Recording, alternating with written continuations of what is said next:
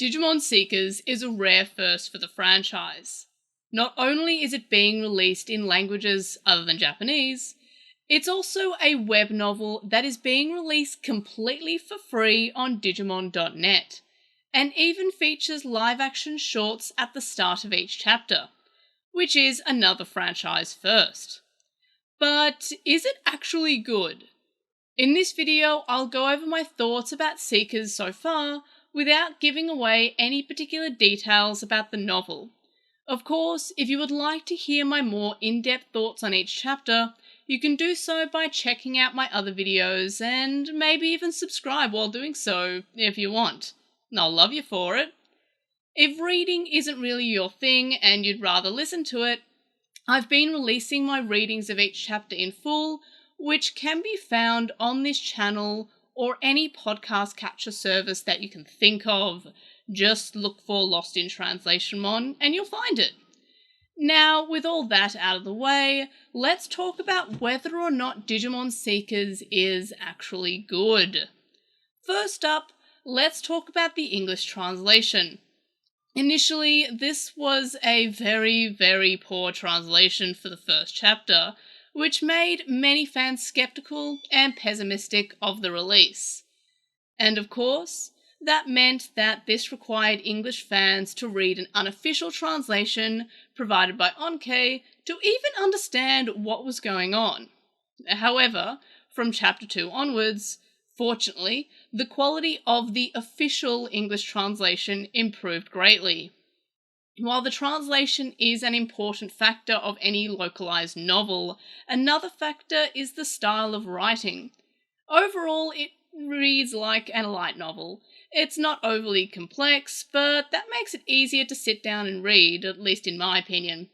Though that doesn't mean it's necessarily for kids. It definitely feels like it's made for older fans who are adults rather than the typical target demographic of the franchise being children. And it feels like it's honestly a love letter to the franchise, with both the Digimon Accelerator and original Brick virtual pets making an appearance, as well as older Digimon alongside the newcomers to the franchise. Of course, there's tie-in merch that prolongs the life of the Vital Bracelet, with more mons to raise. Interestingly, the Vital Bracelet is one of the 2 Digimon Digivices that's been able to transcend its anime appearance into other pieces of media. The other, of course, being the Digivice IC.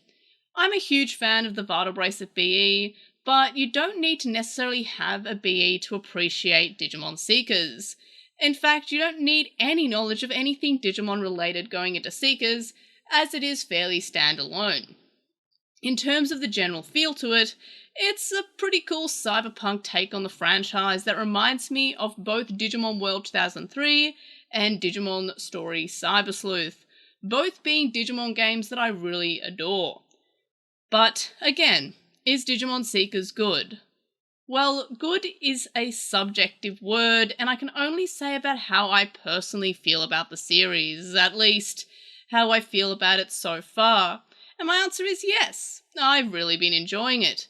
It's nice to have something to consume each week that is different from the anime, and it feels completely fresh for the franchise itself.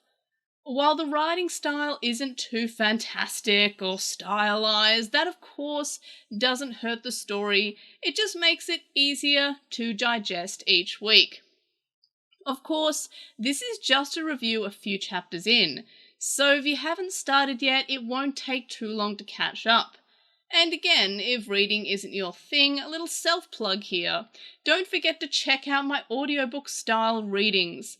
Once each full chapter finishes on Digimon.net, I release my full reading on YouTube and podcast listening platforms, and I intend to keep doing so provided the interest is still there.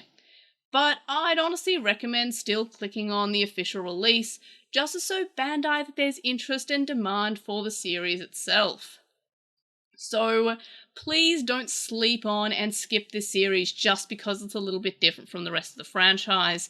Give it a chance, give it a read, or, again, self-plug, give it a listen, and see if you end up liking it, because it's definitely worth the chance that you can give it.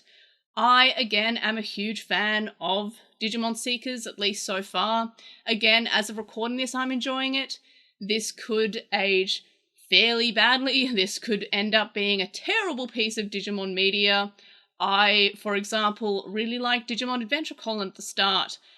As in the first 10 episodes, I thought it could potentially be the best Digimon series, but then it ended up being, again, subjective, these are my opinions, it ended up being my second least favourite series from the franchise.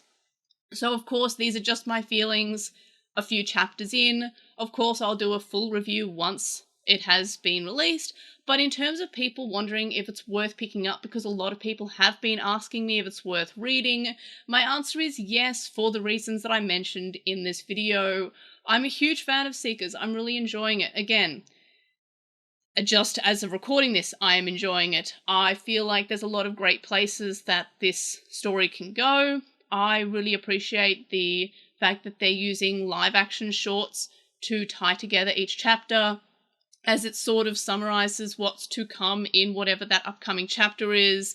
So you get a little bit of a sneak peek with slight spoilers for whatever's going to happen in each chapter, but it's very slight sort of blink and you miss it moments with characters that are going to be showing up, or whatever the focus of that chapter is going to be.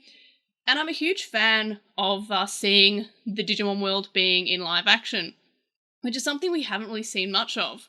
We had a lot of this for the Digimon Project sort of series, which ended up being ads for each Vital Bracelet release that we had fairly early on in the Vital Bracelet's life. I feel like that project kind of evolved into the live action shorts that we get in Digimon Seekers, which is something, again, that I really appreciate. It's nice to see Digimon in live action, which we haven't really seen much of previously.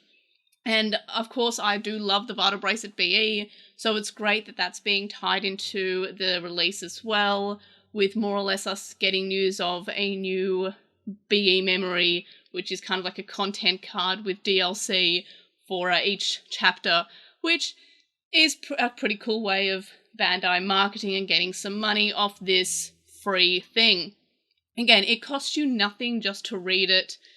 Yes, the first chapter does have a lot of translation issues.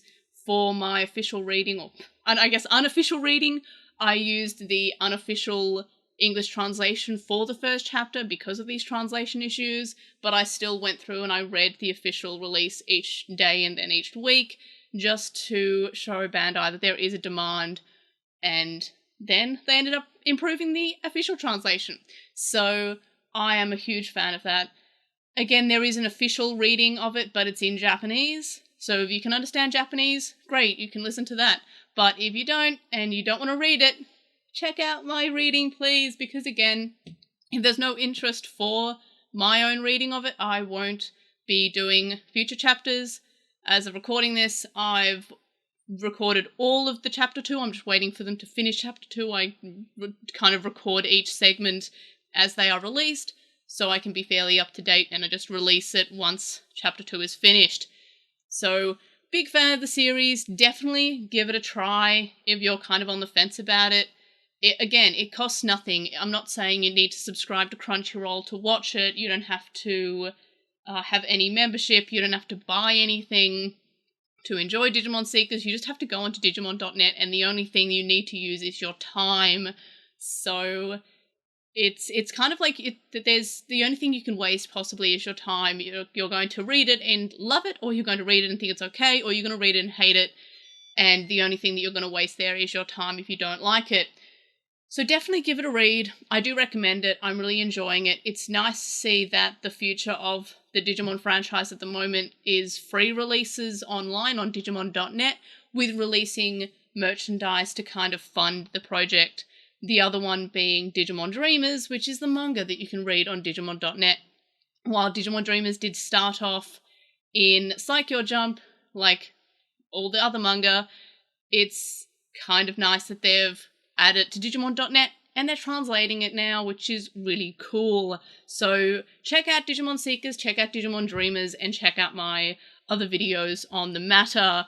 So that's all I have to say about it. Definitely give it a shot. I definitely recommend it. Really enjoying it so far. But let me know your thoughts, comments, questions, etc., in the comments section below. Like this video for Bandai having what the youth would call AW. And subscribe if you haven't already. If you have subscribed, tell your friends, tell your family, tell your neighbors. And of course, I'll see you in the next video. Bye!